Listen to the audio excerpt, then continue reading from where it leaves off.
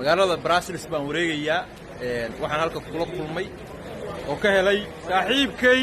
kaal sawirkay la gal ma noqon baashii waa dabcan samee ma oday dadkayga kelmadda waa gudoomiye waxa weeye ummadda Soomaaliyeed waa gudoomiye xisbiga ucid saaxiibkay weeye nin sharaf leh weeye waxa weeye muddo dhowr iyo 10 sano ismaqaana waxaan xasuustaa oo dadka uga sheekeeya maalina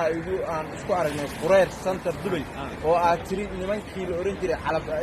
ciise maxamuud ciidiga doon waxa ii soo orgooday calab saalax oo yiri kursigii aan Puntland ku lahayn baan la ka qaaday waa u raadi waa in ummadda Soomaaliyeed kelmad ii dadka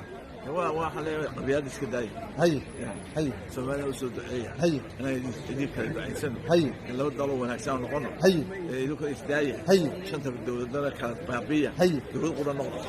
waayahay